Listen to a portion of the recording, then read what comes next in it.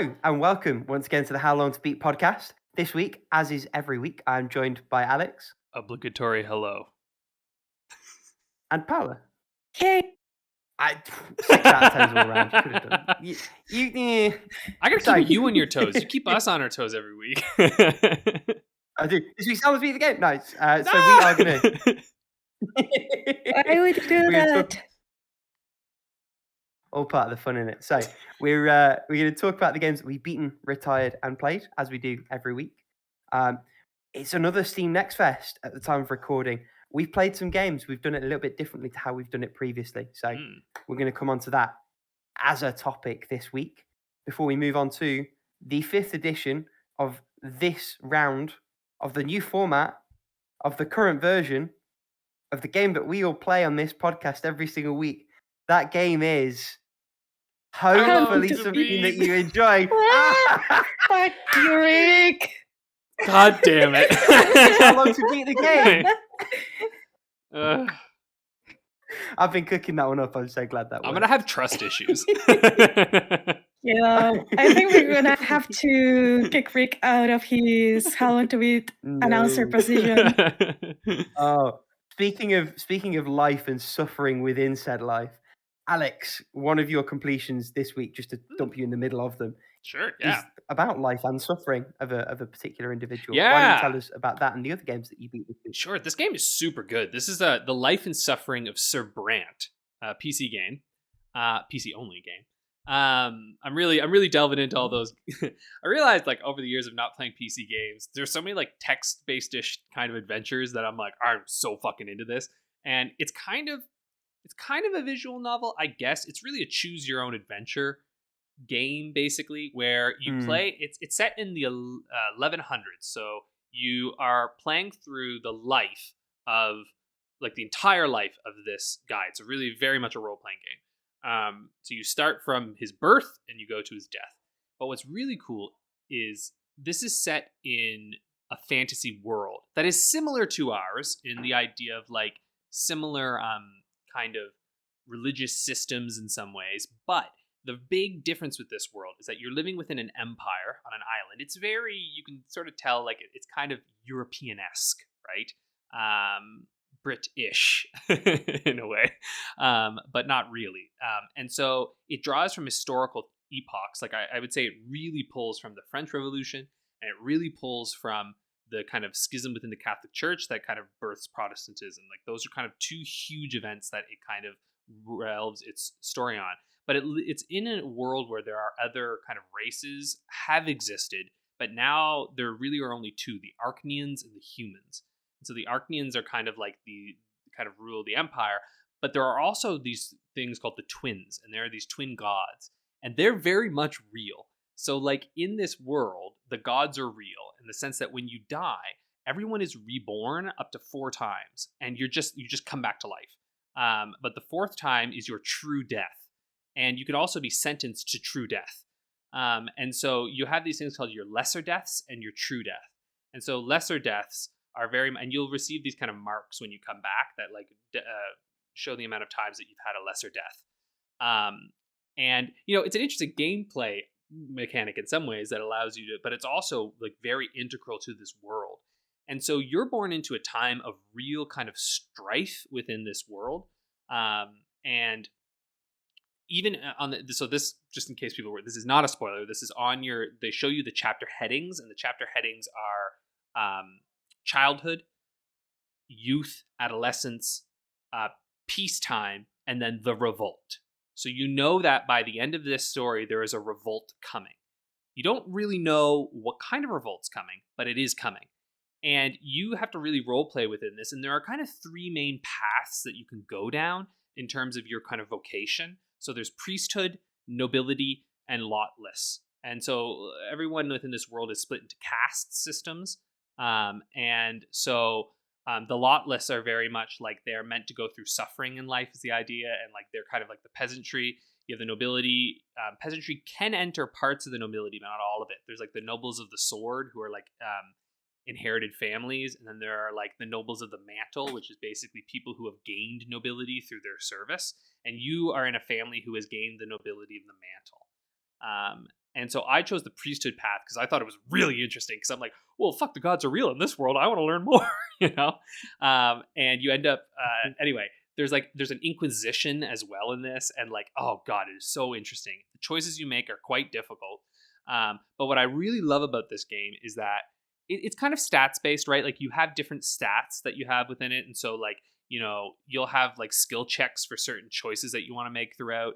And you develop relationships with different people, and your decisions can influence that. But what's really nice is that every choice you make, by default, you can turn this off if you want, but I really recommend leaving it on. It shows you what values will go up or go down based on those choices that you pick. So, because their idea is that they're like, we really want you to guide Sir Brant's life. We want you to feel like you have really made the decisions and guided his life as you go along. Now, you won't necessarily know. For instance, you have a thing called willpower, and some of your checks depend on your willpower. And willpower is basically the ability to make difficult decisions. And if that willpower goes below 0, you might get locked out of making some choices that could really save your ass. It might force you to make decisions that are not so great. So you have what your immediate decisions are going to do, but you don't know how everything's going to play out. You don't know what situations coming down the line that you might need more willpower for. So sometimes you might have to look at a decision and go, I really think I should do this, but also I kind of want to make sure I don't fuck something up way worse down the line. So maybe I'm going to take this kind of worse decision, but you're really trying to decide how you want to go through things. And you cannot be a jack of all trades. You really have to pick and decide on like what you want to do, who you're going to role play, and how this character is going to be in the world, and like accept that you're going to have some shit happen to you along the way because of those choices you make. Which is where the life and suffering comes from, right? And suffering is also a big theme in this world in general, because the lotless are meant to suffer. So the nobility are meant to guide, while the lotless are supposed to suffer. Like you get to a certain age where because the twins anyway, they have a sword, and they have one of them is like peace, one of them is like judgment. And so if you're like a poor, you get whipped at you're anyway, it's wild shit. But it's super, super good. And the storytelling is so well done. And I have to say, it's one of, to me, I think the most accurate games I've ever played that deals with a revolt, because it really looks at how this impacts society as a whole. And there are clearly things happening that are beyond your control. And it's just such a beautiful look at upheaval. And I got an ending that I'm very satisfied with. But you can really fuck this up so bad. And you can be a fucking asshole in this if you want to. They do not limit you from just being an absolute piece of shit, or from really sticking to your kind of your values and going through it. And there are some seriously branching paths that you can take that, I was looking at the achievement list. I was telling this to Paula, and I beat it in about 7 or 8 hours for one playthrough. And you could go through much faster if you were to go again, because you could skip some things, but there's some serious storylines that are just so entirely different. It's not a case of if you play it again, you'll get a little bit of a different flavor text. It's no, you're gonna get entire character story arcs and storylines that you never even touched on in your first playthrough if you go through it again. And people that you maybe heard of, but for instance, there's people I heard of in this that I had a passing mention of, who are central characters to different story lines that you go through and vocations that you take. So I was oh shit, because I was just looking at the achievement list and I was wait, you do what with this character? What? It's so yeah, I just think it's a really, really, really cool game. A game that, as I was playing it, I was shit, man, I would love to play more games in this world they've created, because it is a really unique, fascinating world that they've created. With just for a fantasy world, it felt very grounded. I hate using the example of Game of Thrones, because I think it's kind of always used, but it is like that in a sense, where Game of Thrones was obviously very inspired by the War of Roses. And so you can kind of tell it has these, the events that occur in it. You're okay, historically, things like this have happened. Yeah, there's dragons in this world and there's all this fantasy, but the intrigue and the politics within it really stem from kind of true to life events. And that's what this game is where it's events and the things that happen within it. You're no, these are very much inspired by true to life history. It's just that you have some fantastical things within it as well that keeps it a little more interesting, and that actually makes, because usually I would never take a priesthood path, right? I'm like, I don't give a shit. But in a world where gods are very real, that's a cool path to go down, You're like, yeah, it makes sense to fucking check this out. I want to learn more about these gods in this world. So anyway, I probably already talked too much about this game now, but I really recommend it. I think a lot of people might have it because I think it's been in some bundles. I think it was in a recent bundle because I don't think I just bought this on my own. I think it was in some kind of narrative bundle or something that I got. I don't know what? There's too many bundles these days. But if you have it, seriously recommend trying it. I got really hooked and beat it in a couple sittings because I just wanted to keep going. It's just, it's good. But again, if you don't like reading, don't play this game because it is a novel. All right. Yeah, I mean, the whole thing's stylized like a book. Like it very Yes. obviously. Looking at the Steam page, it seems very Kings of Dragon Passy. I don't know what that is, but now If I that might means want it. anything to either of you or anyone listening at home. No. It's worth checking out. It's got like a relatively up to date mobile port, but it's like an old 90s text based adventure thing that seems to Oh yeah. do kind of similar things. I think that leans more fantastical, but in terms of the vibe I get looking at the UI, that's the feeling I get. Yeah. Okay, that sounds cool. Looking Almost at it. useless bringing it up because neither of you know what it is, but yeah. No, but I'm seeing it I think now. it's like and £8 or £9 on. That's from 1999. Dang, man, back in the day, right? But see, this is what I love is that like it takes But it's supposed to be feminine. Yeah. Well, Sorry, go ahead. No, I was gonna say, but the text-based adventures, they can be old as shit and still hold up so well because again, it just depends on the writing, right? Like the strength of the writing, and this is very evocative writing, and it got me really invested in the world and its characters, and I was just very like on board, I was like, hell yeah, I'm into this. The only weak part is that they have little cutscenes that introduce the chapters, and I thought the voice actor not great. That's my only thing that it gets. Also, because you get so invested in your Sir Brant that when you hear someone reading it, I was like, stop it. That's not me. Because you're very like in this character, and just yeah. So anyway, good shit. Silence imposter. Yeah, exactly. I was like, you're not Sir Brant. But I would love to hear other people play, because this is a game where if you two ever play this is a game that 100% we'd have to do a spoiler thing on, because there is so much to talk about in this game, especially if you do different paths. So much to talk about. Anyway, that's that. A game that was not as good. I played Spyro Reignited Trilogy. I played Spyro 2 Ripto's Rage, because actually Cock was talking about it. Matt was talking about it on Discord and enjoying it. And this game is way worse than the first game. Like, so much worse. So to give you an idea, the first game I got 120% completion on. This one I think I got like 68%. I beg your pardon. Yeah. Oh yeah, you can get way more than 100%. I got 120. So that's in the sort of thing. You can get over 100%. Well, it's like Castlevania, right? Where you can do like 190% or whatever on those things. Anyway, because I loved that game. Stupid percentages. I know, right? I loved that game so much, though. I really wanted to get just about everything that I could possibly get in it. This second one, man, I got maybe 60 something when I beat it, because I did not like it. Like, and you know what I think the problem with it is? They have a lot of bullshit mini games that you have to do in it to try and get, and like mini games that are so fucking, like, you have to be so perfect to complete them that it's just infuriating. And because you're doing this thing, you get these like orbs to go to like the final boss thing. So like you basically, if you go through the level once, you get like this talisman that like says you've completed the level and like allows you to go to other levels. But then there are like bonus objectives within it that you get orbs in. And that was kind of similar in the first game. But in the first game, you really were trying to unlock the dragons, right? So you would like, there'd be multiple dragons at each level. You'd unlock them. They'd say a little something fun to you. And then there'd be like a couple little extra bonus things that you could do within each level. But they were usually pretty fun. Not overly difficult, slightly challenging, but, doable. In this one, man, some of those fucking challenges are just fucking garbage. Like, they're so like mid 2000s bullshit, where it's like, oh, here's a fucking cart mini game that you have to do. If you accidentally touch one button, at 1 second off by like a millisecond, you will die and have to restart the entire challenge. And I'm like, fuck off. Like, so not worth it and so annoying. And so I was left really, really pissed off by this game, actually.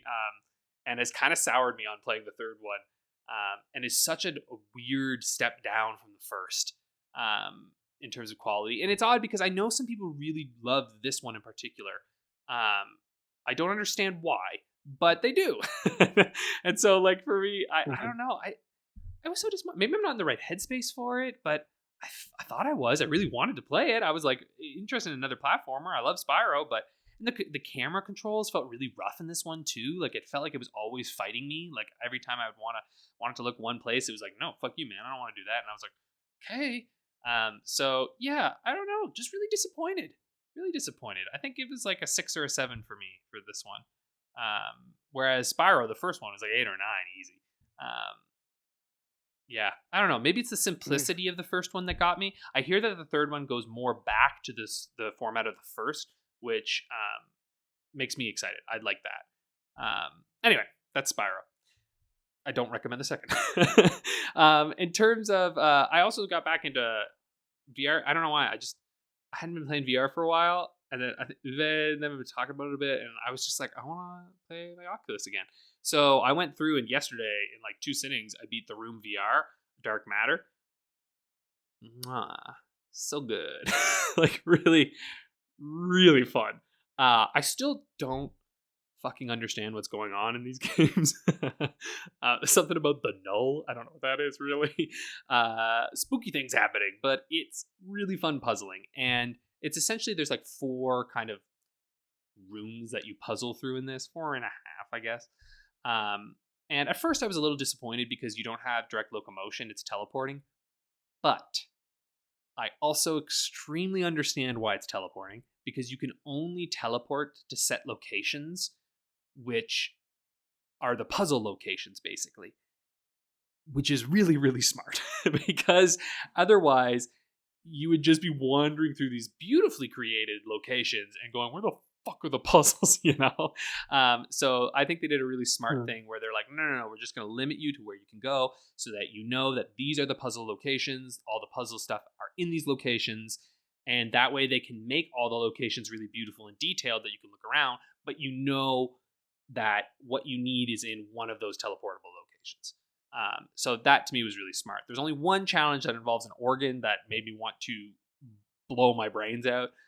Because it required like using your digital fingers to press a key. Anyway, it was not great. But that was it. Other than that, the VR stuff in this is really fun. A really excellent usage of VR. Like, you can really tell that this was built specifically for VR and only for VR, right? Like that's what this was made for. I think maybe you can, I don't know if this one you can play otherwise, but anyway, it's really, really wonderfully done. Great sense of scale.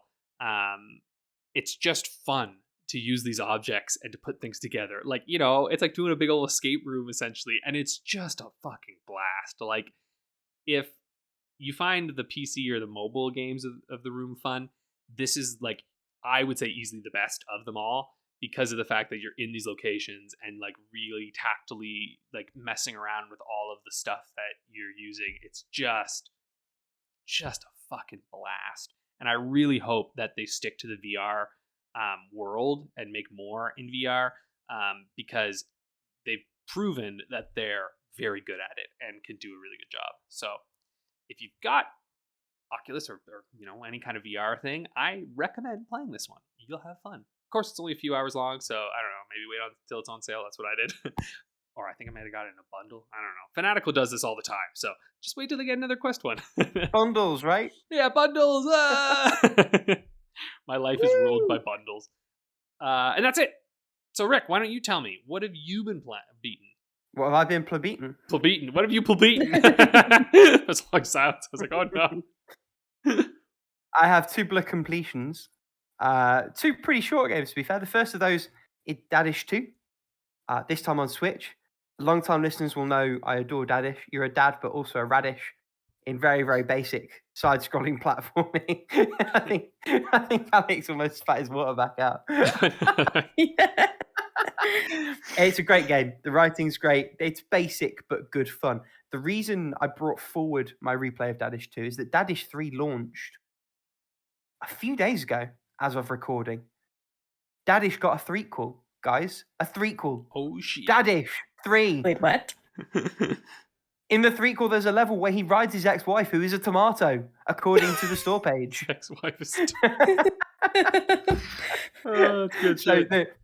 the plan is, like, we'll get to Metroid Dread, which is like my current Switch game in the moment. But I was like, I don't want to back-to-back Dadish. That wouldn't be fair. So I want to stop briefly, play Dadish 2, beat Metroid Dread, and then go play Dadish 3. So that's what I did in the first part by beating Dadish 2. This game's great. Like, you can play it for free on mobile if you really, really want to.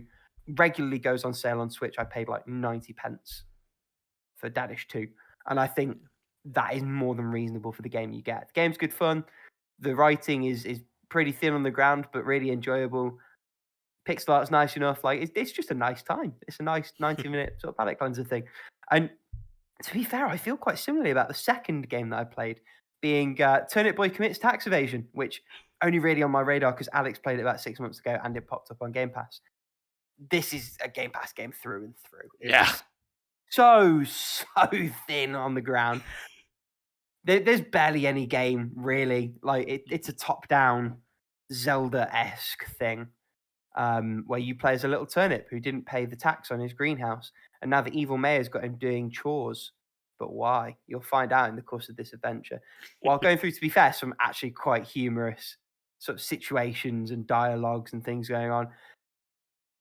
It just felt like a series of interconnected set pieces that kind of had a game in the middle. It had some neat ideas. I like how it kind of stole the portals from Portal right down to the colouring of them midway through.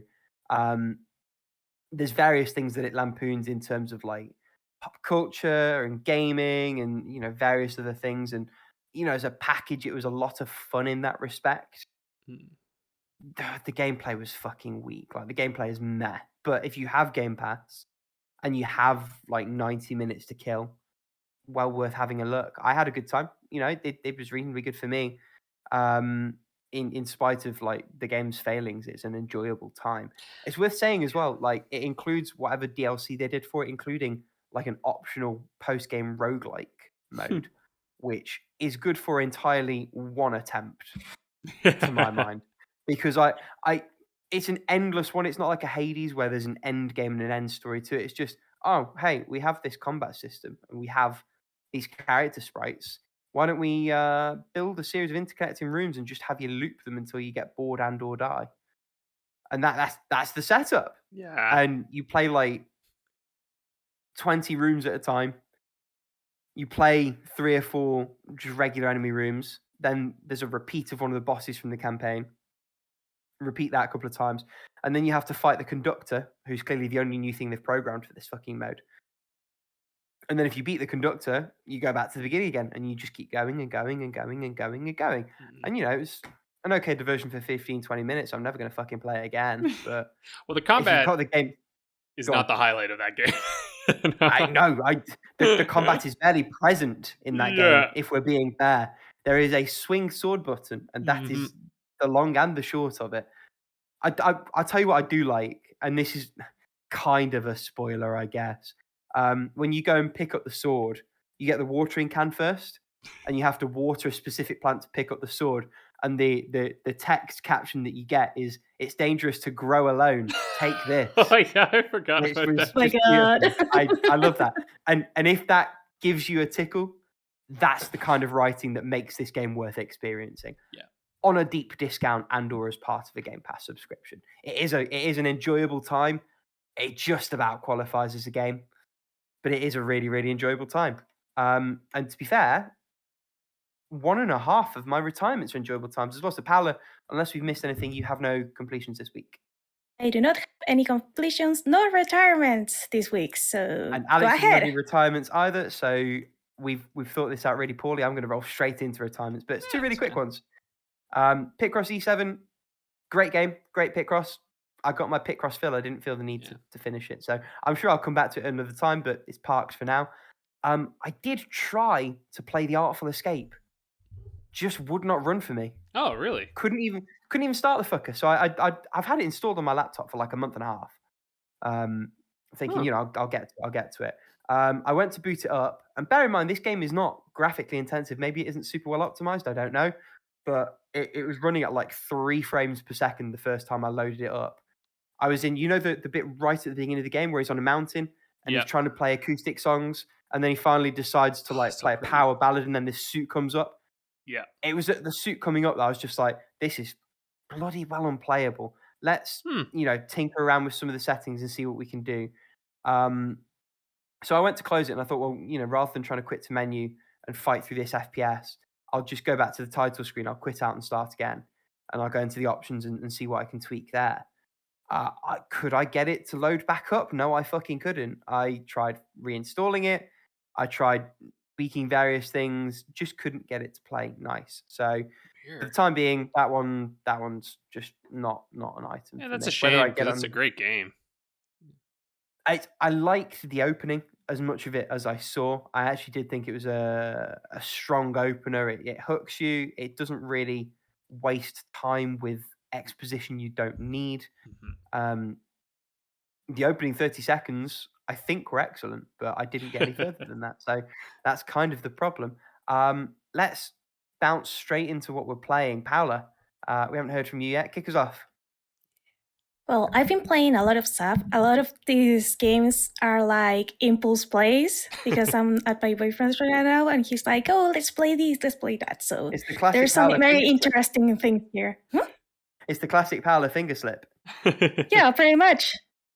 With some extra help on top of that. So beautiful. And I'm going to start with one of the co-op games we're playing, that is Stardew Valley. I think I mentioned this one maybe the last recording, but yeah, we're trying to run this farm, and we're trying to make a lot of money because we really want that chicken coop. But well, we're poor right now, so no chicken coop for us. And we don't have the mine yet. I don't remember when you unlocked that. Oh man, I don't know. I lost like at least 500 hours of my life to Stardew Valley, and most of that I think I have completely blocked off.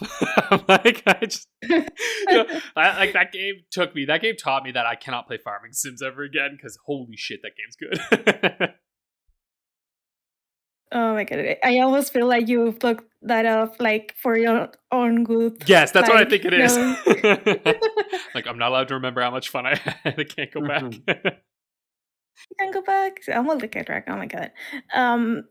But yeah, we still haven't unlocked the mine yet, so we cannot have like the nice things like the sprinklers. So we have to do everything manually. So that limits a lot, like what we can do in each farming day. But soon, or at least I hope soon, we'll get copper and iron and all those fun things to do other fun things with. So I've played a little bit of Persona 4 Golden. I'm just like at the first murder or the first case, I guess. Oops, slipped out of the tongue, but there. I still haven't played a lot of it, so not much to say there.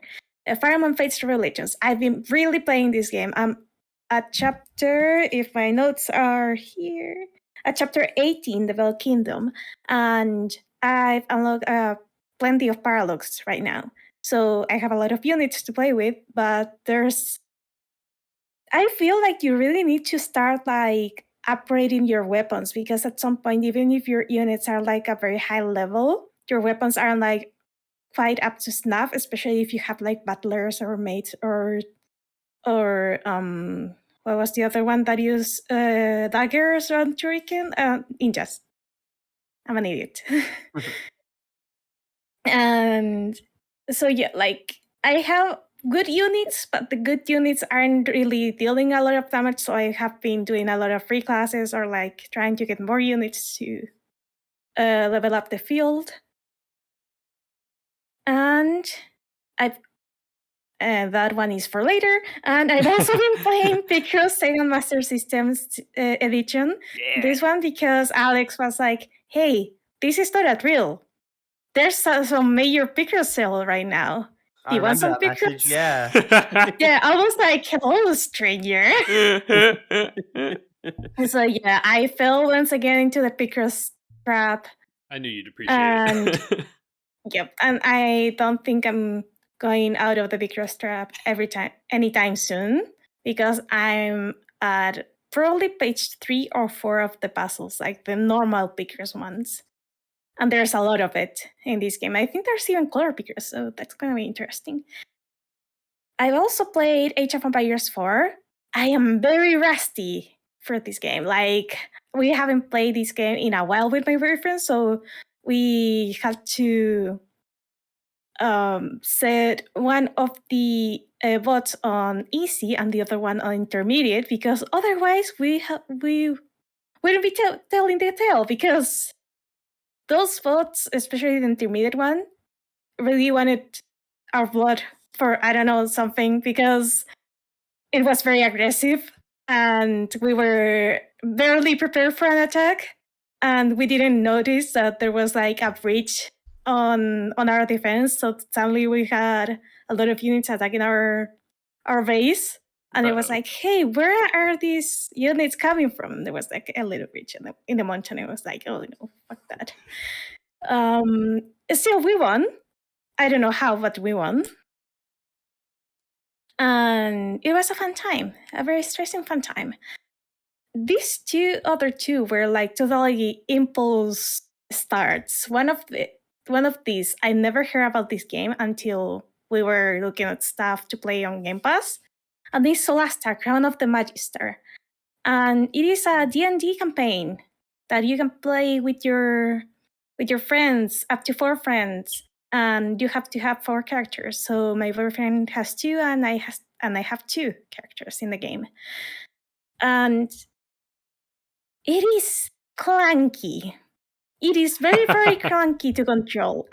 We haven't even gotten to the combat, but moving is painful. We do have fast travel, but for some reason, only the character that selects the fast travels, and you see the other 3 characters running through the map until they get to the location. Oh no. So yeah, it is one of those. The one saving grace of this game, the reason we haven't retired the hell out of it yet, is the dialogue. Because you create your characters like you would for a D&D campaign. So you roll the stats, you select like the race, the class, and everything, and you can select like personality traits for your character. And we have a combination of characters that on a real D&D campaign wouldn't buy at all, because we have a high elf that is very like, he is lawful good and always follows the rules, but he's like very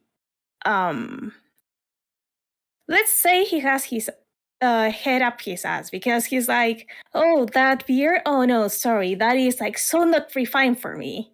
And he's like the one that has the most like insulting sentences to give to any NPC ever, because everyone is like so not good enough for him to talk to. And then we have a half elf, which, by the way, high elves don't like half elves, and vice versa.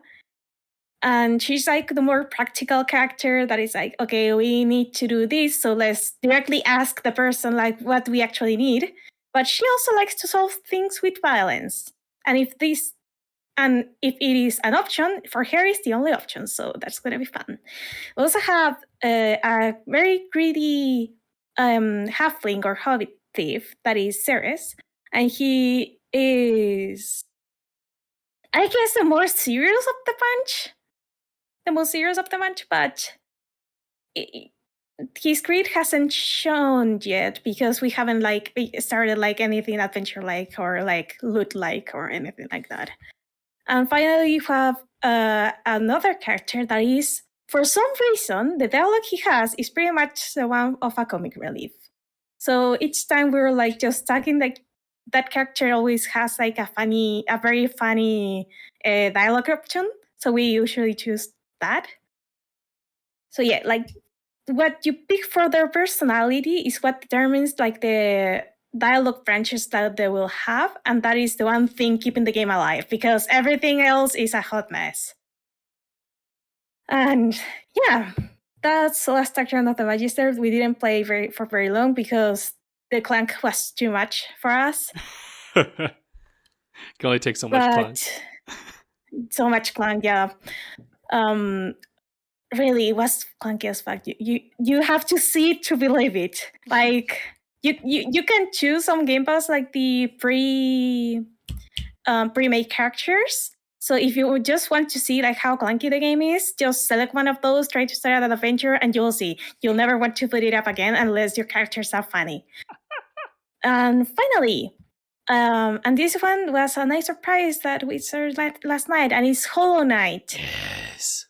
I don't know why I didn't start this game earlier, because it is so much fun. I was so sure that, because I'm not usually good at anything platforming, but I guess I got used to it by playing, I don't know, Zelda 2, The Adventure of Link, and that is like the god-awful platforming. But also the platforming in this is so tight. It is so tight. Yeah, it is. Yeah, and I don't know, there's just something about the platforming here that is beautiful. It just works. I can just platform faster than ever, even faster than in Ori and the what forest? Blind Forest. Blind Forest, sorry. Mm-hmm. No, don't apologize. You're good. So yeah, and I've already beaten the first boss. The was it the False Knight? Oh, False I Knight, forget. think it was. It's been a while. It's been a while, and I also defeated a Hornet for the first. I guess it's for the first time, because something tells me that it's like one of those characters that you fight many times in the game. I mean, yeah, like Hornet is the star of the sequel, so that's a pretty safe assumption. Yep. Right, I didn't think about that. Yeah. So, it was because of the Silksong announcement finally. Right, Silksong like, Day 1 Game Pass. Yeah, that is so good. I love that we get so many stuff on Game Pass on day one, especially like these very like expected games like Silksong. Honestly, Game Pass has become for me one of the best like things when people ask like, what do you want as a gift? I'm just like, just give me some Game Pass.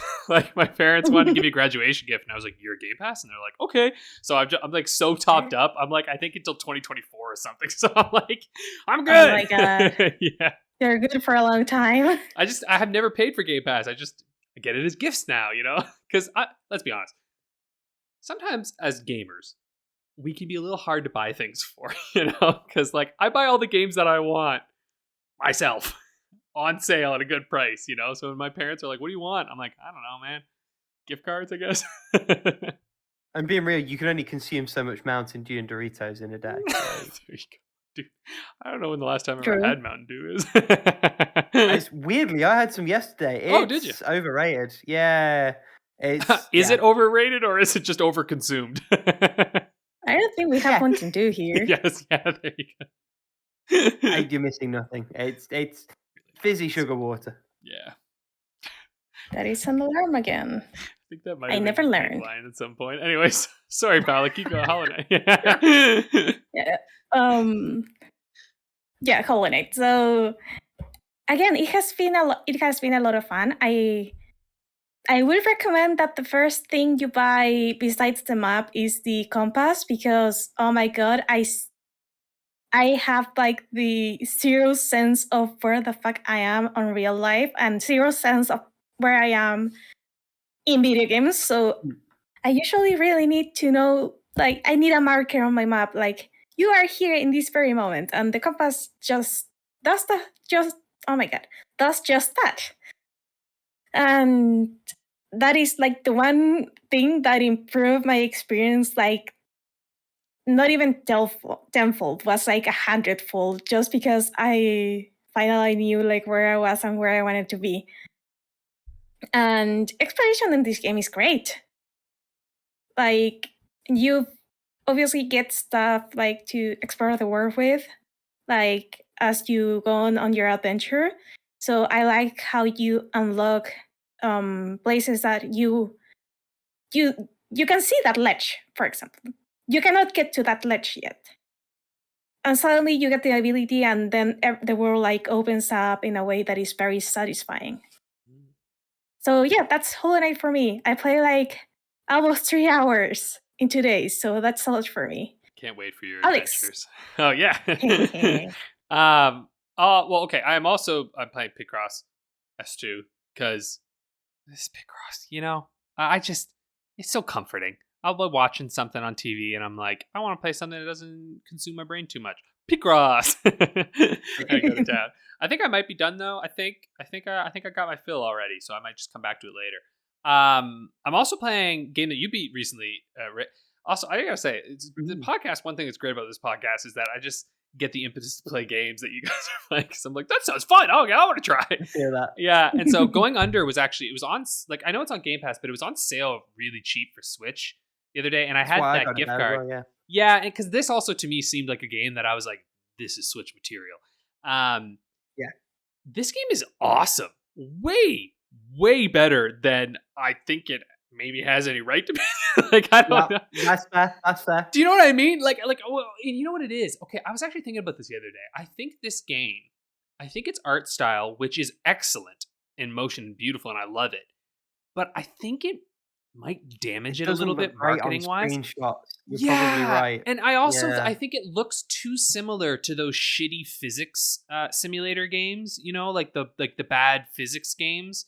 It does look a little bit Totally Accurate Battle Simulator. Yeah, exactly. Yeah. Which I hear that game's fun. But the thing is, like, it doesn't look like it's a serious roguelike with a fun, very witty story that takes on capitalism and entrepreneurial endeavors so well, and actually has some heart to it, and has like fun, really like cheeky but kind of fairly deep combat within it. And so like I have been having a blast. I'm actually fairly far into it at this point now. I've beaten 2 of the dungeons. You're not as far in as you think. Yeah, okay, there's a lot more going on. There's a fair bit more to go. That's fair. I've beaten a fair number of the tasks as well at this point. The high cafeteria dude is my favorite. Swamp, yes. Swamp, yeah. And like, listen, how can you beat getting a free item in the cafe? Oh, he gives me like full hearts every time. I love that shit. Mentors are great. So anyway, I'm loving it at this point. Maybe I'm like quarter of the way through, do you think? Probably. I don't know. Quarter going on a third, okay, depending on how you feel it, but yeah. It seems about right. I've actually kind of, because I thought I would just go really quick, but I've actually gone back and played through a couple of the other, though it is wild how good you end up getting just by playing the game, because like getting through to that second one, I went through back to the first one, and I decimate that dungeon like it's nothing now, like I walk through it like it's a breeze. So if there's any tasks I need that are kind of specific, I'll just go there and I'll, take out the tasks pretty quick. Talk to people though in this, because I didn't at first, but talk to your coworkers, because they have tasks to give you that'll unlock the mentors and stuff. And I didn't do that for a long time actually, until eventually I was just like, oh, okay, I'll do that. But I love being able to endorse the skills. I think that's really neat. I love your different weapons, and I like that the fact that when they break, they deal like all this extra damage. So like there's like a good incentive to actually keep your weapons until they break, because you get really good bonuses for doing that. I always pick up the curses because they're so worth it, because they're not even that bad, and like I find the challenges they bring to you are all good. Anyway, it's a roguelike, but like it has very steady progression. That doesn't necessarily make the game that much easier for you. It does in a way. But really, I do think I'm just getting better at the game as I'm going through. But I am getting enough unlocks and enough interesting new stuff that it feels really engaging. And the runs themselves in those dungeons are so short that they feel just right, Like, doubly so on Switch. Like, it's a 20-minute run to complete a dungeon. Exactly. Even if you're going out of your way and doing extra stuff. Exactly. And I think with you bringing up endorsements, like the more I think of that game since I played it, the more I think it just nails the question of how do you get a player to try new shit out, which is make it a checklist that they've got. Yep. Like just tie it that way. You've got to use it at least a couple of times to tick the box. Exactly. And I found things that I loved. Like I now absolutely adore setting everything on fire because that was one of my checklist And there's things. a few challenges that you need it for anyway. But yeah. And I got a skill where like when I roll, I'll set everything on fire behind me and I'm like, yes. And you can really like, there are so many builds that work nice. Though what I have found to be the most effective for me is just I get a fuck ton of hearts. Like, you know, I've had all my most successful runs have been the runs where I just get a ton of those hearts. And then I'm just like good to go. So anyway, I really recommend this game. If you have it on Game Pass, it's a no-brainer. Play it. If it's on sale on Switch, then do that too. But super fun and sort of sad that the marketing probably didn't get this game as much plays as it deserves because it probably deserves a little more because it's very good. Anyway, last thing I'm playing, Yakuza Kiwami 2. I decided to jump back in because, you know, here's the thing. This will be the last of the Yakuza games that I actually bought and own, and I really want to play it. But then also, the remastered collection and 6 are on Game Pass. I don't know for how much longer they'll be on Game Pass. I mean, maybe for a while. I don't know. But I know that I'm going away soon, and so I was like, well, if I want to play any Yakuza games, Kiwami 2's on my Xbox, but I can have all the others on my PC. So I was like, I should probably just play it. And I have to say, when you ignore all the side shit in a Yakuza game and just play through the story, story's not as confusing. I really think part of what makes the Yakuza game so confusing is that you'll do a story beat and then 3 to 4 hours later of doing side missions and fucking karaoke, you come back to get the next story beat and you're like, what's going on? But they're actually fairly well paced if you just play through them all entirely. So yeah, I've been enjoying this. I also think Kiwami 2 is probably one of the better stories and simpler stories, because like Kiwami 1 is a little too similar to Yakuza 0, but just worse in every single way. Yakuza 0 is still, I think, the highlight of the series. I mean, really, 0, Like a Dragon, Judgment and Lost Judgment to me are all on the same level as far as I'm concerned. Like, there is a separate generation of RPG that is just like the modern era they've shot into just incredible stuff and really like developed as a studio combat wise and everything. And Kiwami and Kiwami 2 are good and I'm having fun, but also like they're fine to just breeze through on easy, you know? Like they're not as good as the other games, and there's only so many hours in your life you can dedicate to these big kind of dense open world games. So I was just like, I'm ignoring all the side story shit because the side story stuff is cute and fine, but you'll get plenty of it in other games. So I was like, you know what? Because again, Lost Judgment, I like nearly 100%ed. And so I'm like, I don't have that in me right now. I have enough to get through this game in like 11 to 15 hours, rushing. So I'm like, that's what I'm going to do. I'm already more than halfway through the game at this point. And I'm maybe like 8 hours in and I only have maybe 5 or 6 chapters left. So I'm like just going to barrel through it, but I'm having fun. I do. Like and you call yourself a gamer. Hey, I'm a gamer with a lowercase g. Rick, why don't you tell us, have you finally played more of The Witcher?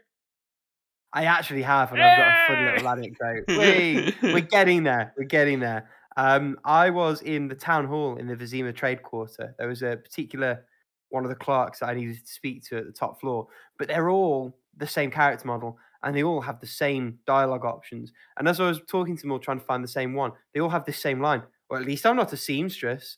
And so I've got, well, at least I'm not a seamstress. Sake. The game's great. The story is good. The writing is good. The jank's still there, but it's still a good time. And so help me God, gonna get through it soon. Played a bit more of Days Gone. Again, just the more I play, the more I warm to it. Although I have to say, I am taking a brief break from this to play my next currently playing game, which is Sifu on PS4. Hey.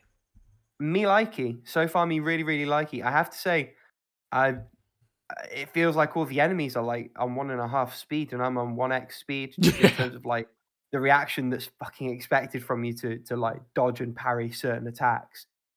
But I like it. The combat is really, really visceral. It feels like there's no real fat, like they've trimmed a lot of it. I like the progression and the upgrade setup. I like the story. The art styles has its limitations, but it evokes, I think, what it's meant to evoke, and it's pretty enough on the eye. Movement just feels really fluid.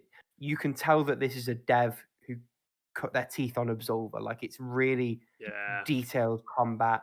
There's lots of options. I do like that a lot of it's about managing the space. Like, very early on, you get past one-on-one, one-on-two encounters, and you end up like with groups.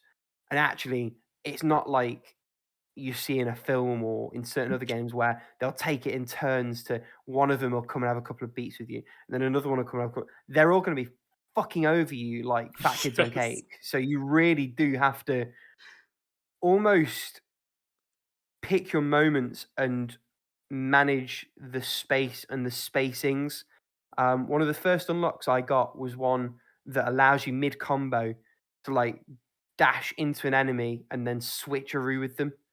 And it's so useful because it allows you to manipulate where you are in relation to the group much easier. And I like that the game, on the one hand, makes you feel super powerful, but on the other hand, really, really lays bare your limitations as a not walking man machine, but human versus many more humans who has to play really smart to make any sense. Still early days. I've only beaten the first stage and the tutorial. So I've got, I think, another 4 stages to go. Yeah. Essentially. And I've heard that the boss at the end of stage 2 is the one that's like the watershed moment. Oh, fuck yeah. That's the one who handed my ass to me hard. And I knew when I was playing it, I was like, oh, fuck, this is a boss that I have to really learn. And this is the fucking Elden Ring castle boss, whatever the fucking that first boss is that you fight against, where it sees like, do you actually know how to play this game, or have you just been getting lucky? And I was like, I'm sorry, game, I don't know how to actually play. With the caveat that I'm not there yet, like so far I like almost everything about the game. I am much more mixed on Metroid Dread. Now, this is a weird one. I know you have thoughts on it, Alex, because it's not so long ago that you completed it, and I think went on a pretty heavy rant, if I remember correctly, actually. I did, yes. I have some sympathy with quite a few of the points. I think they saw the reception to the SAX in Metroid Fusion and were like, oh, sick, let's make a game about that. And just completely missed the point of what fucking works about SAX. Yeah. So, little bit of minor spoilery backstory about the Metroid series for those listening who aren't familiar. Metroid Dread is the 5th canonical game in like main series 2-dimensional Metroid. The Prime series obviously is canon, but it's its own sort of separate space in the chronology. The game that precedes Metroid Dread is Metroid Fusion for the GBA. And that game featured an antagonist called SAX, who was a clone of Samus. But Samus at her full power versus the Samus in a much weakened state that you play in Fusion. The SAX was an enemy who could not be stopped, who could not be fought, who could not be outgunned, who had to be avoided and evaded at all costs. Very much like the vibe of Predator or Alien. And her involvement in that game was fleeting, but you constantly were worried about those moments, because when those moments came, it was real fight or flight. Now, restraint is what made that as effective as it was. I think maybe 5 or 6 times in the entire 4 or 5 hour runtime, you would come across the SAX. And they were very, very heavily scripted moments, which again is what made them work. What they've done in Dread is they've given you these enemies called EMMIs or Emmys. This isn't a spoiler, they're very heavily in the marketing. The game is very open early on that 7 of them were sent to the planet that you're on. And they've all, to varying degrees, gotten rogue. I'm pretty early in the game and I've already destroyed 3 of them. But the point of the Emmys is that there are predetermined zones in which they operate. And when you're in those zones, you have to avoid detection. If you're detected, you're trapped in that zone until they lose track of you, or until they kill you and you have to start from the beginning again.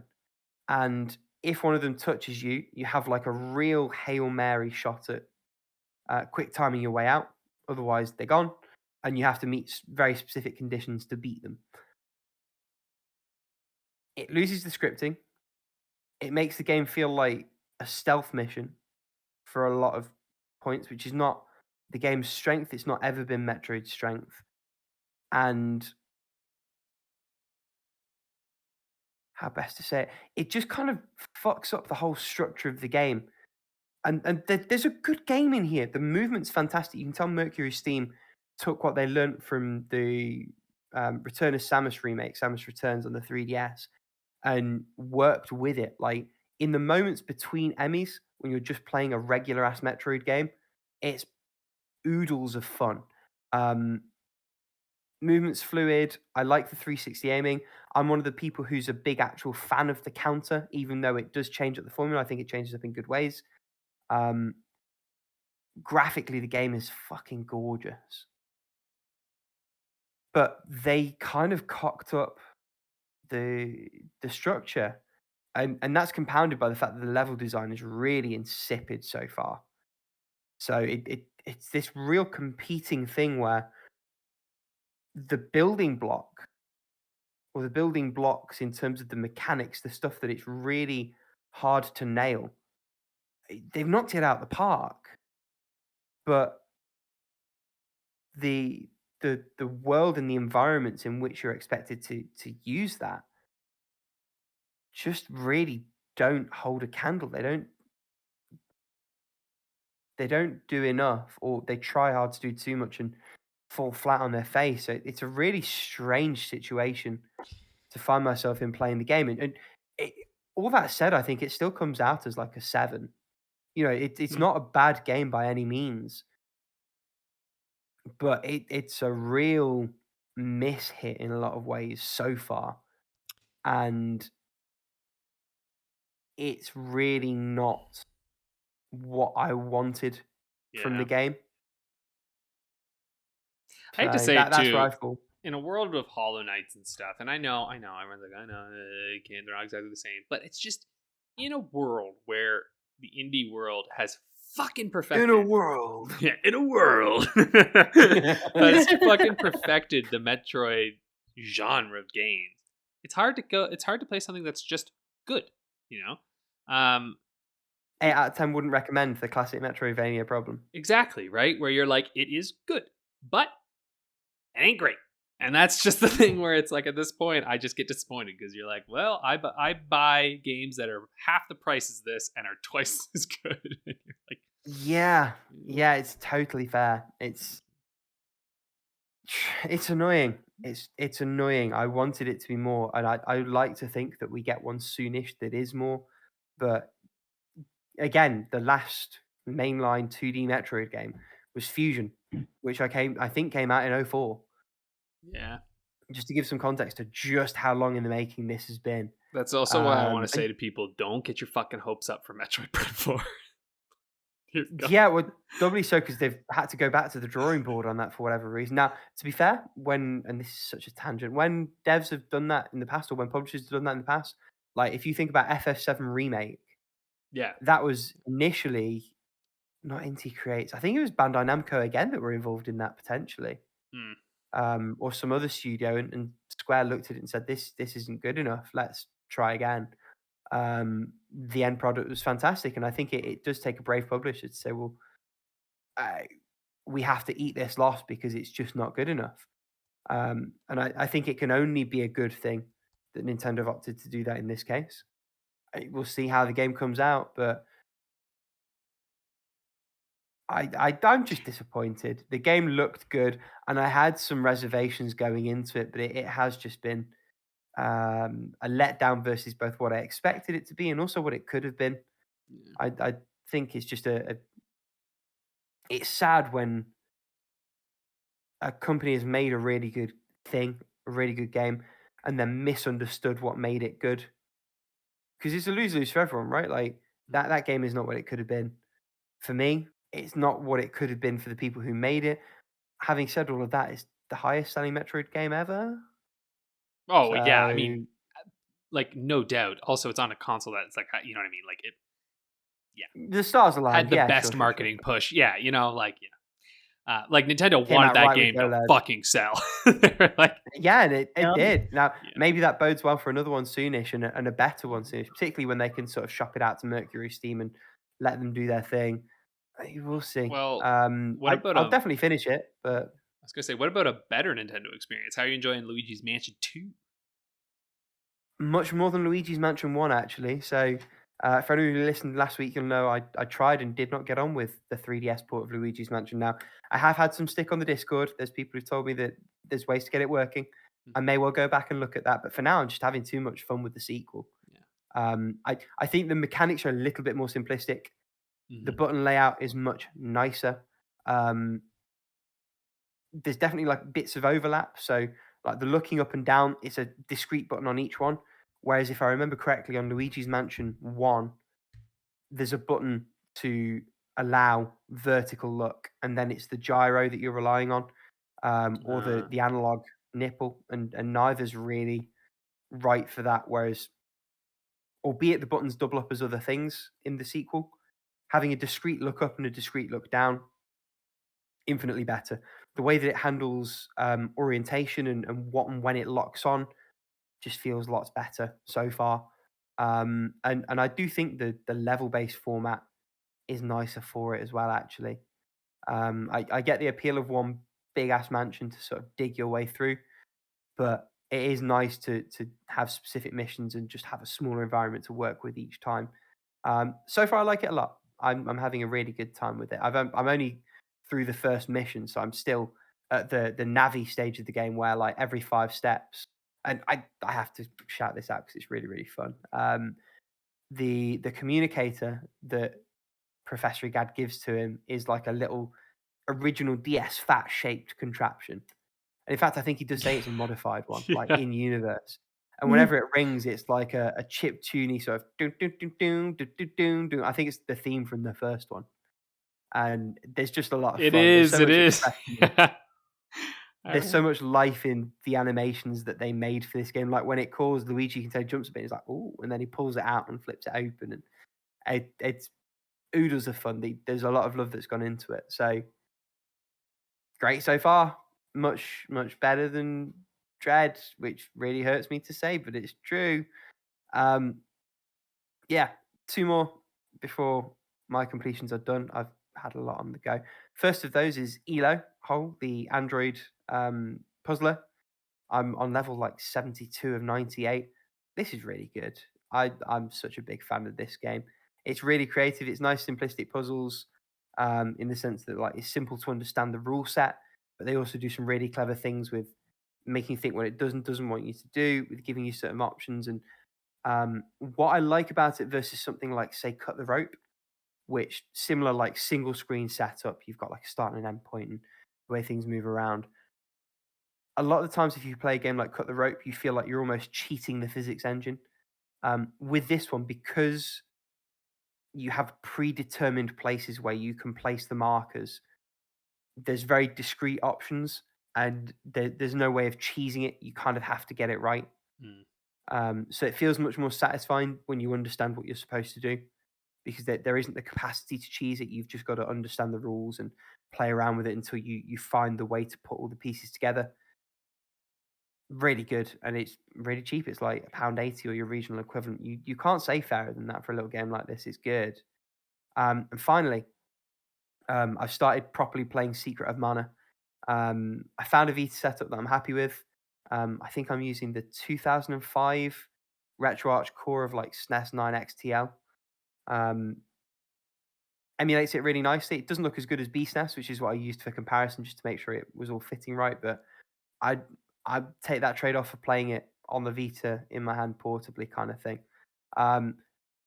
As an aside, RetroArch on Vita is not a great experience. Whenever you jump out to the quick menu, you can't just jump straight back into the game. It just completely reboots it unless I'm being super dense.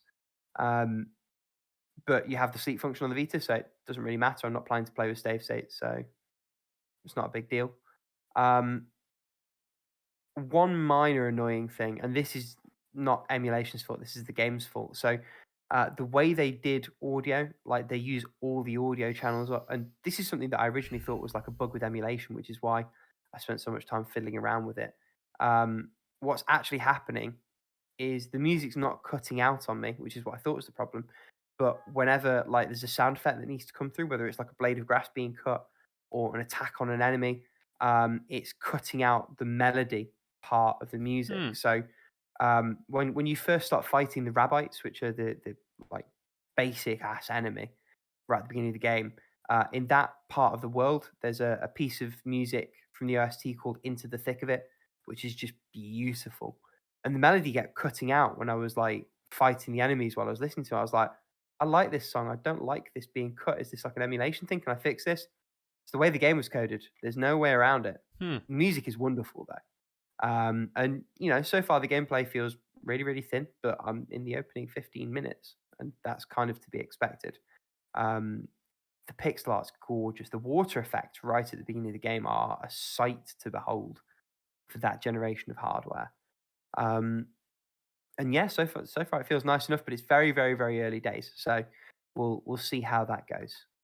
And then I suppose finally, because it's still the HLTB The Game at present. Dungeon of the Endless. Have you well and truly retired this one, Alex? This is Dungeon of the Ended for me. Dunzo of the Endless. Yeah. I'm sorry. It's not happening.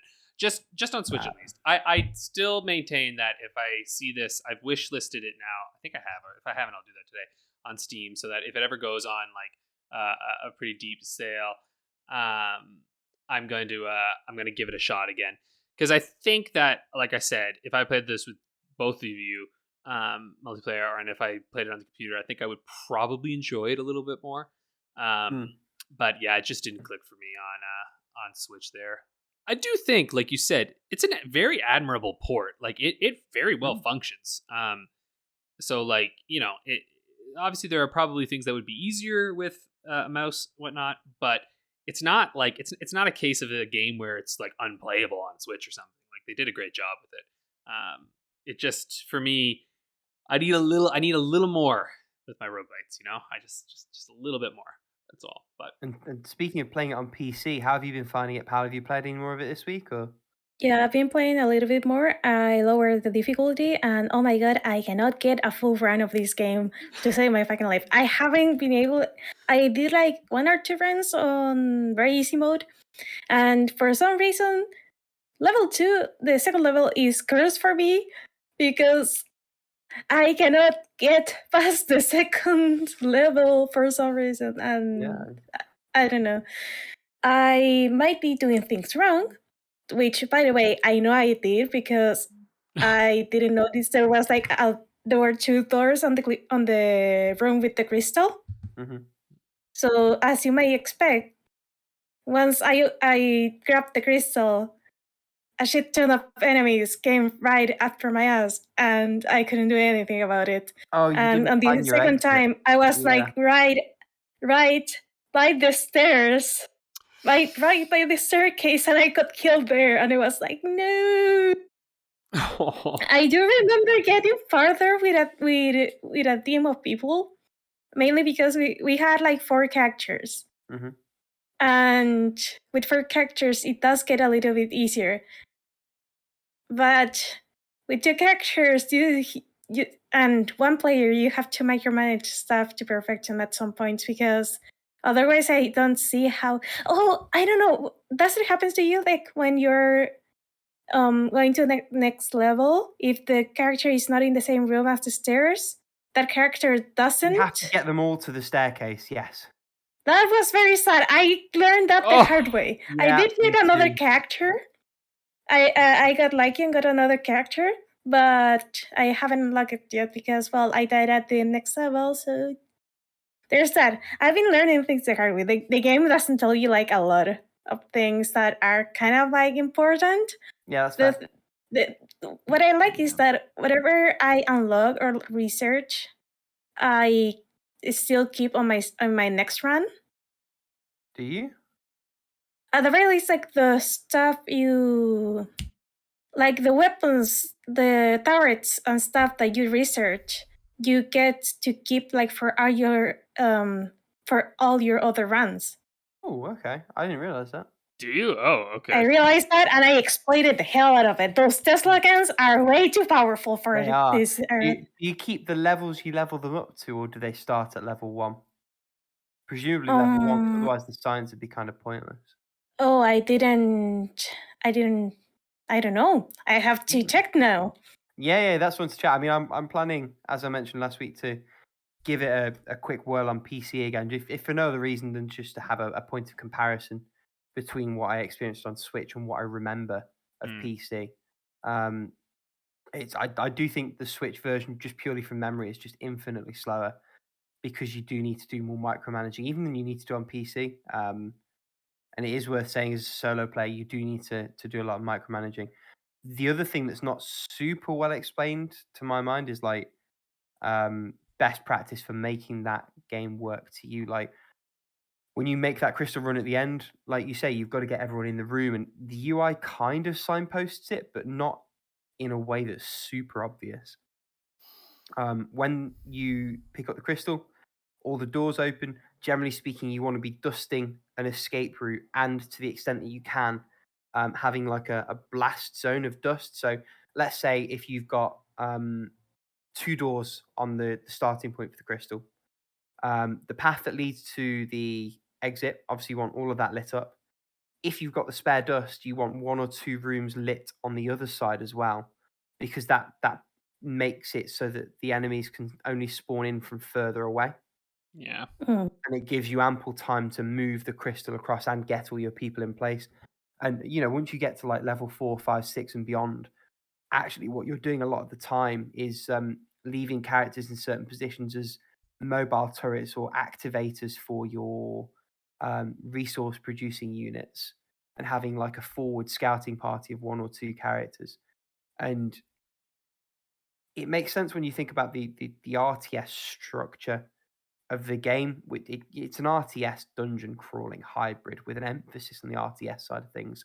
But as a new player who's come into the game, you don't necessarily know that. It's not necessarily super obvious that unless and until you stumble upon that approach, it's the kind of thing that you could relatively easily miss. And it goes back to what we've all spoken about, which is that this game is just not very well tutorialized at all. Yeah. Certainly not on Switch anyway. And I don't remember it being much more in depth, if at all, on PC.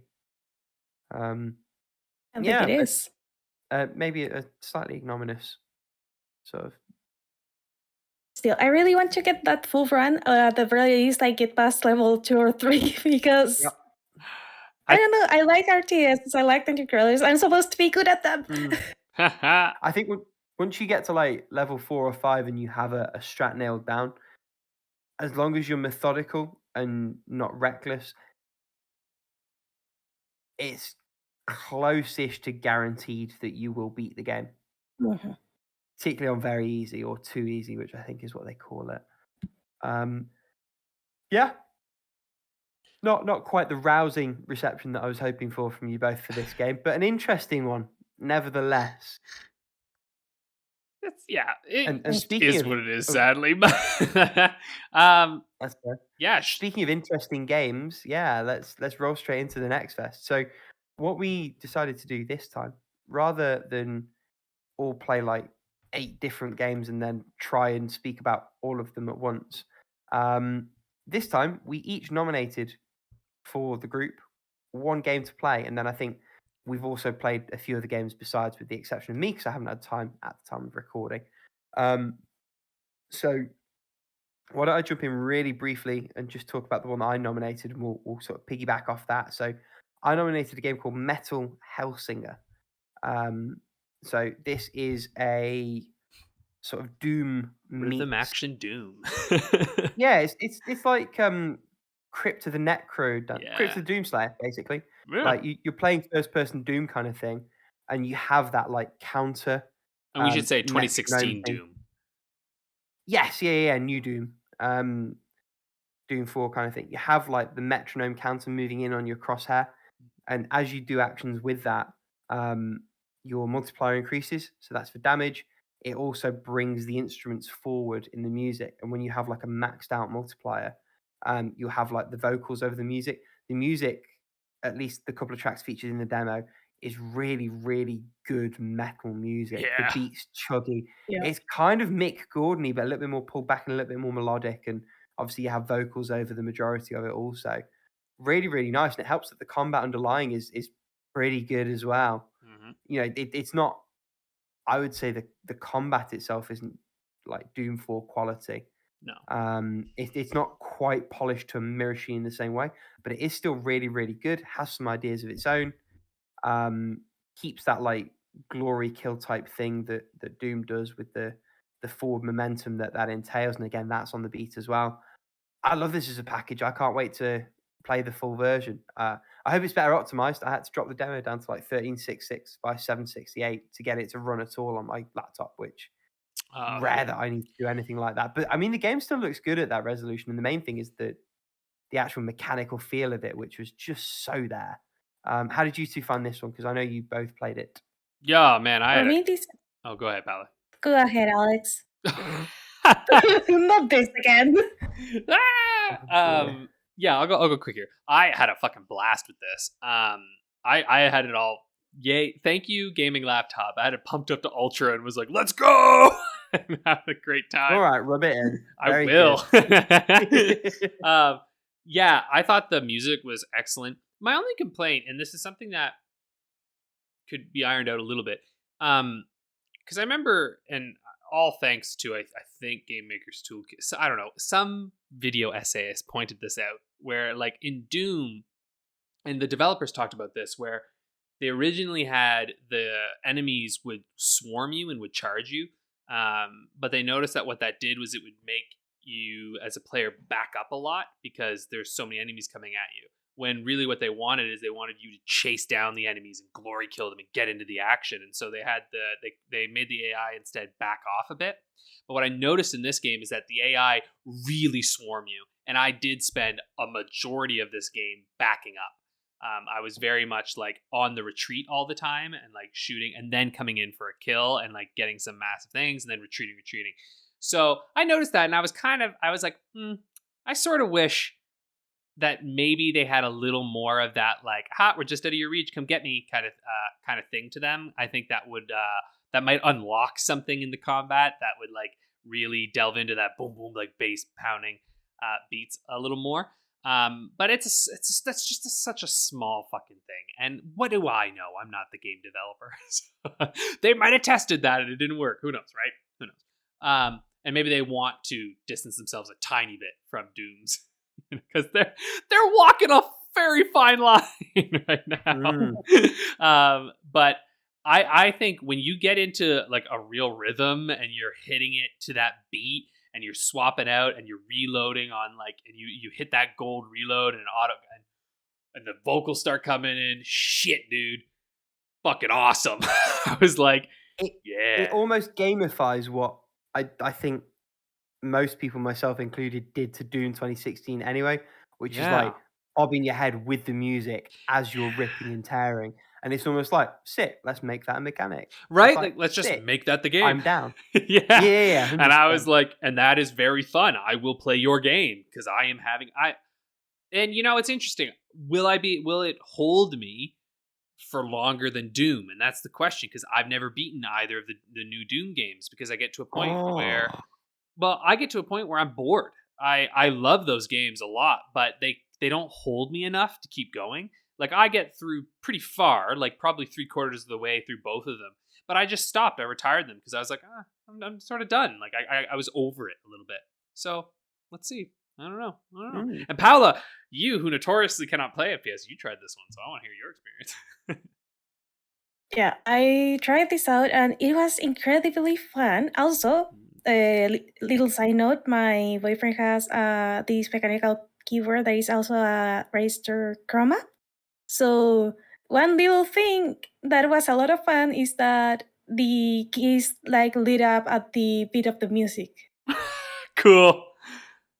I like that. Interesting. So that was fun, and at all times, like the keys that were for selecting the weapons were like colored on white. So even if I lost track or where the fuck my hand was at that time, I can also always just glance at the keyboard. It's like, oh, here, 1, 2, 3. Nice. Also, I had a lot of trouble at the start because I was very panicky because I don't really play first-person shooters, and the only one I played is the Happy Slime one that gives me time to do the stuff that I need to Right. do. So at the start, I was like, oh no, shit, what am I doing? But once I got into the rhythm of it, I almost enter like this kind of like dream-like stage, and I was like hitting Nirvana, and I don't know, and I was really having a lot of fun and not noticing the motion sickness until I got the third weapon and I had to recharge, and for some reason that broke my rhythm, and then I suddenly started to feel sick. So I switched back to the other weapons, and then I was having fun again. And yeah, I didn't get like, I think there are like twin blades that you get later. I didn't get to those before I got killed. Yeah, there's some twin pistols. And twin pistols, sorry. Yeah. Yeah, it was a twin something. I wasn't too far off, I guess. I didn't get to those, so I'm like very sad. And sadly, I couldn't play more of it because at some point I said that this game is sick, and now I'm feeling sick too. So I had to stop playing. This But game and I are sick. the game and I are sick, yeah. But still, it really surprised me of how fun an action FPS was. Yeah. Because I've never played one before, like never. So this as a first experience was really, really cool. Yeah. And this was actually my second favorite game of the Steam Games Fest that I tried. Nice. That's high praise for, especially that. Okay, that's gotta be pretty high praise for someone who gets sick playing FPSs, I guess, to like it that much. Yep. What was your first favorite? Was it one we played? Oh, I hope so. that would be the one that I recommended and nominated for this thing, Railbound. Yeah. From the creators of Inventure and Golf Peaks, I think was the other one. And Golf Peaks, yeah. And like those two, this one looks like it's going to be wonderful. Oh, it's very good. It's very good, yeah. Talk about a game that actually, sorry, Paula, why don't you introduce a little bit what the game is actually before I jump in on this? Okay, so it is a puzzle game, and you have to construct like this railroad, so these little carts of the train can go to the main body of the train and then go up to wherever they are going to go. And you have to put them like in order. So for instance, if you have 2 or 3 little carts there, you have to put number 1 first, number 2 first, number 3 first. The catch is they all move simultaneously. So you have to construct your railroad in a way that allows for the carts to reach on like the perfect timing they have to go in. I gotta say too, this game is perfectly leveled. I think like each one you play through, you're like, "Ooh, what a nice little puzzle," and it makes you feel really smart. And then you try the bonus levels.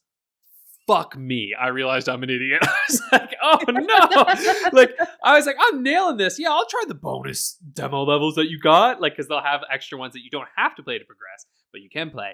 And shit, man, there are some brain benders in there. Like, I was like, okay, I really haven't mastered this mechanic yet, obviously. And I really appreciate that like the levels themselves just to beat are not like easy per se, but like they're not overly challenging, right? Like there are a few different ways to solve them, but then they have those bonus ones that are just like, ooh. And there's something so satisfying about getting all the rails together, and then you hit that button and it like falls into, and you're just like, nice. It is very, very satisfying, and I love it. Did you play this one too, right, Rick? Oh, I love this one. You can tell it's got like their fingerprints all over it in terms of the art design, in terms of the way that the difficulty is sort of pitched quite gently, and it teaches you through doing in terms of the different mechanics that you have available to you. It's also nice that they've done essentially 3 very different puzzle games, but they all feel like afterburn puzzle games. They have a Yeah. real sense of identity in them. Because if you think about it, like Invento is about stacking things on top of each other in such a way that you can like supersede and get the right thing at the very top. And then the switching of pieces between comes in later.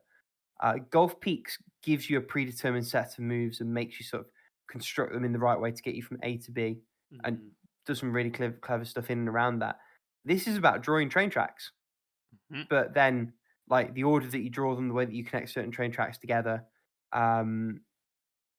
the way that you manipulate junctions on train lines, and also the fact that you've got different numbers on the railway cart, so you have to get them there in the right order. And that's just based on like the first world of levels. Yeah. They all come together to create a game that both feels unique and uniquely theirs.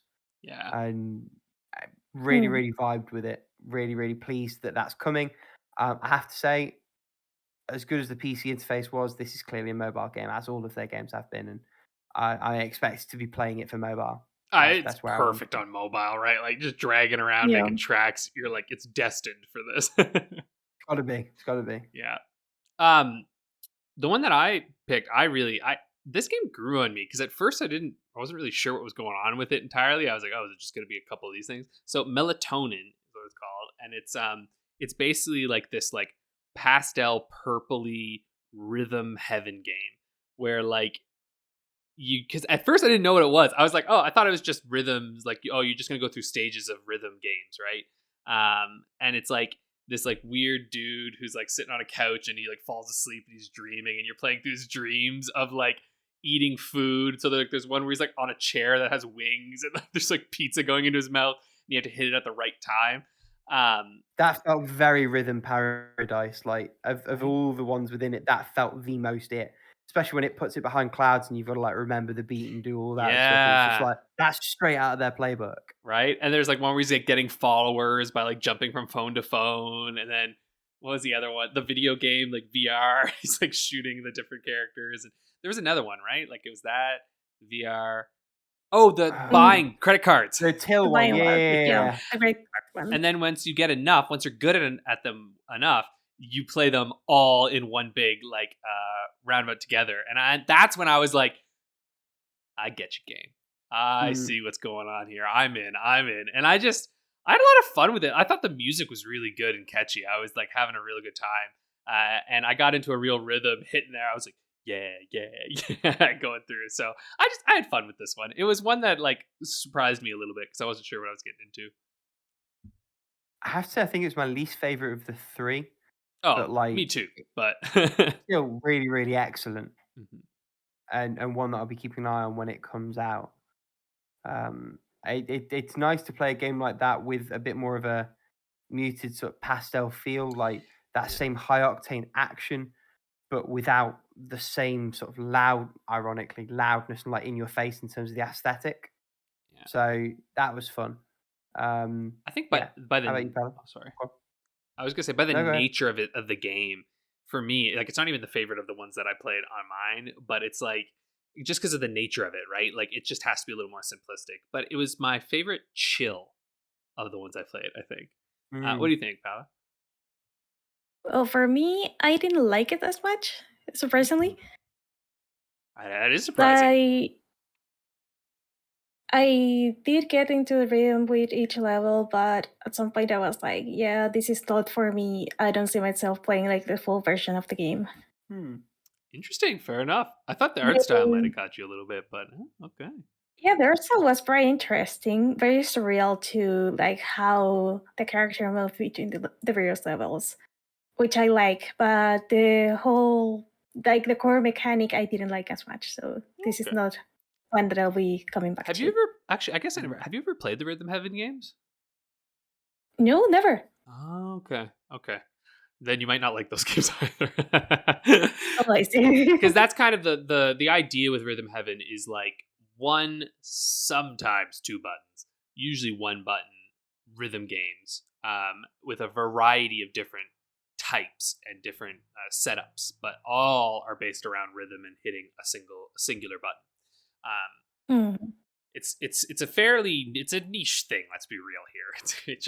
It's a niche genre of games, because it's not rhythm in the sense of like Demo or Guitar Hero or whatever, where you've got a bunch of different buttons and you're playing along. It's really just hit that one rhythm and get it down and like get into the flow state. Like that's kind of what it aims for. But interesting, huh? Thought you might have been into it, but yeah, maybe not. Did you guys try Curse to Golf? Did anyone try it? I don't know. I literally just played the 3. Like I've been rushed. I know you guys have played more and you've got like more recommendations. I'm going to be terrible at this point. I'm just going to sit back for a minute because I'm going to try and play some more tonight. But like at the time of recording, I played 3 demos and we've discussed them all. Yeah. Well, here's what I'm going to do then. I'm going to do lightning round where I'm going to try to go through these in like 2 minutes. Where I just want to give you the quick elevator pitch. Curse to Golf, roguelike golfing game, 2D, and it's extremely fun. Like you have all the controls of golfing, but essentially you're going through crazy hazardous. You're in purgatory, and you have to get out of golf purgatory to get back to your dead body up on Earth. And yeah, really tricky. There's like card things you can do within it. The roguelike elements of it, though, it's more designed than some roguelikes, I would say, where like courses are very considered. It's just that some of the elements that you'll face in them are different, and I think they have a series of like a few hundred like courses that you can hit, and you might just hit them in different ways. Super fun. Cult of the Lamb, action roguelike-ish game where you have like you're creating a cult. You've been summoned to create, and you need to like convert these animals to your cult, and then you have like a little base where you do resource management. Fun, quite fun. Coming out soon. Art style is gorgeous. Combat is enjoyable. Reminds me of Going Under a tiny bit, but not entirely. Escape Academy, escape rooms. It's coming to Game Pass. It's very fun. And there's like a big, larger thing to it. Beautiful thing there. Eyes in the Dark, interesting. Alan Wake if it was 2D and about a Victorian girl. There you go. It's flashlight gameplay, but kind of Metroidvania, but also roguelite, I guess. I don't know, man. Roguelites are in. Least favorite of the ones I played, I'd say. Four Tales is a card-based narrative game. It's very interesting as far as I'm concerned. You have like a little board and you've got 2 characters. This character can kind of see the future, so you have all these scenarios that you can go play through, but the order you play through them does matter. It will affect other things that you have. You have like scenarios that you can play as cards. You have different actions and things that you can do. You collect money, food, all sorts of stuff that goes through it. Really, really, really fun. Reminds me a lot of that hand game. Oh, no. Hand of Fate. Reminds me quite a bit of Hand of Fate. Nitro Kid. Dope. It's like fucking not FTL, but what was that new one that was made? The fucking, do you remember by the FTL guys? Into the Breach. It's very Into the Breach, except if it was the 80s and it's a kung fu movie. So okay. Yeah, really cool. Card-based stuff, but you're on a board, you can move around, move your character. Really, really fun. And then lastly, Power Chord. It's like Slay the Spire if it was metal. And I love it.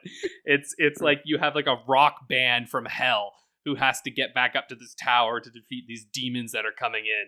And it is excellent. All right, that's it. I think that was like maybe 3 minutes. That's pretty good, I think. Not bad, all things considered. Can you beat it, Paula? Can you do better? Yeah, we'll show you. Can I do better? That is a good question. So first of all, I played Isle of Arrows, and that is a roguelike tower defense game. And it was pretty good. Like, it is pretty addicting. And you have to build like your little... you have to defend the crystal from the people that are trying to get to the crystal. You do that by placing like different like blocks on your little island. And trying to make the path to the crystal longer. You try to entrap the enemies like on this little ice path, so they will stay longer there. So your towers can do more damage and stuff like that. Pretty fun, very difficult, and also I highly recommend this one. I played this too. Explosion. Sorry, Yeah. I'm gonna wreck your thing. I played this one as well. Did you find I felt like this is a game that was locking things behind a progression gate for the sake of it? You know what I mean? Like it felt like there wasn't any real reason why I couldn't have the cards or the tiles before playing it once. It was just like, oh, I get it. I have to play this 3 times to beat it because I need to get these. Do you know what I mean? Like, I don't know what it was. It just felt like the progression didn't need to be there, but then I also understand why it is, I guess. I don't know. Yeah, like on one hand, it's like, okay, if we give you like too many things like right from the get go, you might get confused. But I guess they could have like, instead of waiting for you to die to give you the stuff, just wait for, I don't know, like, oh, you pass like level 3, let's give you this new tile instead of Yeah, I don't know. when you think. It was good. I kept thinking about it after. It was interesting. It was one of those games where I was like, I don't know if I like this, but then I kept thinking about it, and I was like, ah, shit, I probably like this. Sorry, what were your other ones? Explosion, TM. It was fine, TM. This was probably my least favorite game of the ones I tried. And you have to demolish some houses by using explosives. And you have to position the explosives so you pretty much can detonate everything with a single explosion. And clear everything out too. It is satisfying in the sense of like it does like this wavy thing each time you detonate stuff, but I didn't find it compelling enough to finish the demo. And finally, A Room Full of Cats. It is a point-and-click hidden object game where you have to find the cats in a building. Very cute, very chill. Probably not for everyone because it's pretty much like finding was it Finding Waldo or something like that? You have to find you have to find cats between like this very crowded room. Yeah. Almost those like are finding a fur ball in a haystack. Oh, close. Close. Finding a fur ball in a haystack. I was going to say, actually, one other thing. Rick suggested another one that he didn't play, and I've got a very quick tagline for this. Moonscars. It's blasphemous, but ancient Greekish. And that's about it. Ancient Greekish, okay. Yeah, Icor stuff. If you know your ancient Greek mythology, you'll understand Iker and all that. But anyway, that's about it. So this was a really solid next test for me. I played a lot of games in this and had a good time. So there's a lot of good shit coming. That among ourselves is like a really good selection of games all around. Yeah. So look forward to us probably playing some of these games in 6 years when we have time. Oh Lord! Whenever the backlog is not a thing anymore, it's gonna be a thing always. Who am I kidding? Forever and all time. All right, well now it's time for How Long to Beat the Game. I believe, Paula, it's your turn to choose a game for us. So Rick and I are going to compete. As Paula is pulling that up, standings right now, Paula and I are tied 8-8 and Rick is at 6, but that could quickly change with this game. So time to find out. Ooh, this is interesting. This one doesn't have like an official English release, but it has a very well-known fan translation. Well-known enough to be on the randomizer of How Long to Beat, which, by the way, it is a very great site, and you should check it out whenever you have any doubts on how long a game takes to beat. So, Valkyria Chronicles 3, Unrecorded Chronicles. Ooh, I love these games. Okay. PSP. This is the PSP one, right? Yeah. The second PSP one. So the original came out on PS3. Right. The sequel was like a budget or more budget constrained title for PSP. Came out everywhere. The threequel was the same but didn't get a release outside of Japan. And then number 4 got a release on PS4, Xbone, PC. I love 4. I've only played the second. I own all 4, but I've only played the second. I need to go back and play. I've got the first one on PS4, the remastered version, and I think I have a copy of 4 bouncing around somewhere as well. And I've got a perfectly legal copy of 3 that I downloaded from a perfectly legitimate source, which I shall not divulge. Yeah, I did 4 and remastered, and they're fantastic. They're very, very good. Very good. So between us, we've played all the games except the one in question. Well, yeah, there you go. I've only played one and I haven't finished it, so I have to jump back into it. But my PlayStation is currently not in my possession, so sad times for me. So in addition to the main plus and the 100% times, Paula, what is our bonus category this time worth a whopping 2 points? Well, for this one, it's gonna be how many people have pulled the time on completionist? Ooh, on completionist. Oh, that is good. Okay. Let's see here. I'm gonna shoot for the moon here. They are longish games. Yeah, they're pretty fucking big from what I remember. I want to go back and double check how long I spent on 2. I feel like a main plus-ish run took me. In fact, I'm not going to say that until after all. I was like, tell me, Rick, how long did it take?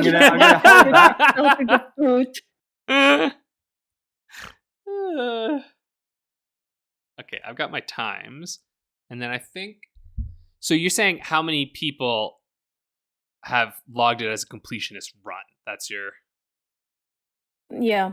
How many people, according to how long to beat, have logged in the completion time for 100%? Okay.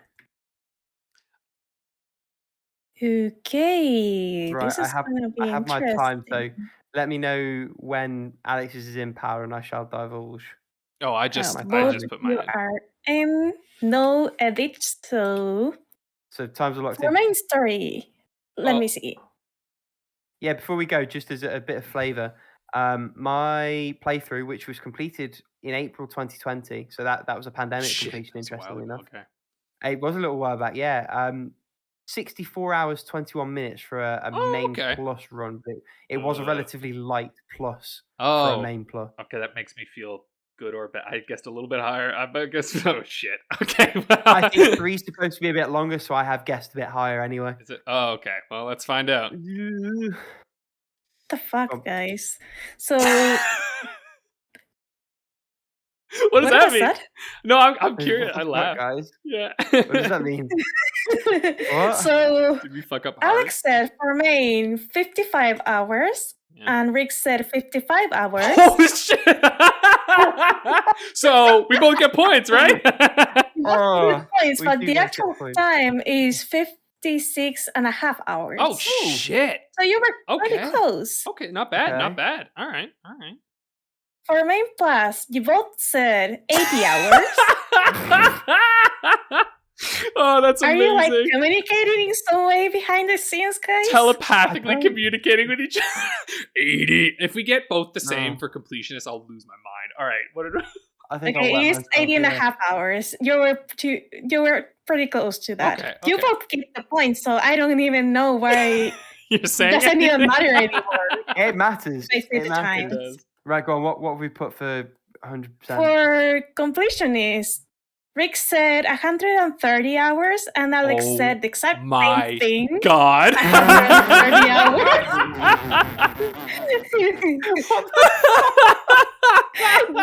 That is a How Long to Beat podcast first. And they're both anonymous. You can't get... I'm a little bit in shock. Oh my god! So, I mean, we both love this series, I guess. That's unreal. Okay, because I beg that we haven't put the same thing for the number of completionist times. Okay, for the completion time, it is 121. Let's see. As in, like, how many people have? Alex said for completion time, the number of people that had entered completion time is 5. Well, Rick says 1. The correct answer I is... think it's either loads or nothing if you're asking the question, and that's why I went for almost nothing. Or at least it's not the same number this time. Someone is a mind reader because it is 1. Oh, Rick, you just tied it up. Oh yeah. Damn. So that the score now is 11-11 for Alex and Rick, and then 8 for Paula. So it's still freaking anyone's game on this. Because Paula, you could surpass this next round. If you want. Really? Yeah. I don't want to look at you, Alex. I feel like you're in my head. I'm in your brain or you're in mine. That's unreal. Yeah, that was so unreal. It was crazy, guys. Yeah, Oh, I've never. God. That was okay. Because I think, let me see. Because my brain, when I was thinking about this, I was like, I know that from what I've heard, because I was watching someone talk about the PSP games recently. I can't remember what the video essay was. It was about Valkyria Chronicles. But they're talking about how that one is longer than the others. So I was just like, all right, let's just kind of double my times for Valkyria Chronicles 4. Because I basically did main plus extras. It was 40 for me. And then it was about 35-ish. So I was like, a little more for that. And then double it. And then I just shot for the moon on completion. Because I found that recently... Oh, yeah. I was just going to say, we both based our times on other games in the series and ended up just on the exact goddamn same numbers. Yeah. I also feel like we've been playing this game for so long that like I've kind of hit a point where like for some of these JRPG-ish tactical games, I don't know why, but like 130-ish seems like the completionist time. It's like it's either like 60 or it's like double that. You know what I mean? Yeah. If it's not a PS1 game, we officially have a bead on them. Yeah. Yeah, if it's not a PS1, hey, that's it. Damn. Well, because now I'm looking at all of them now, and yeah, oh my god, that game is like way up there compared to the others. Yep. Yeah. I wonder if that's just because not many. I can't believe one person has been pulled for the completion this time. That's incredible.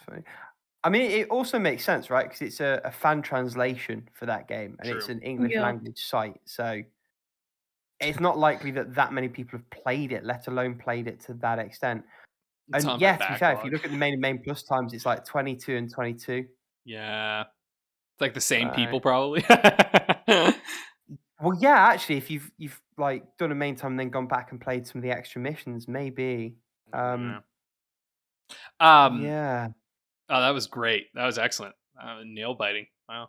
I just don't know what to That's do. gotta be my strategy. I just need to figure out what Rick's times are. What would Rick say? Yeah. Yeah, exactly. I don't need to know the actual time of the game, just what Rick thinks. This game is rigged. Like, what It's would rigged. Jesus do? What would Rick do? That's a new title. Yeah, this game is rigged.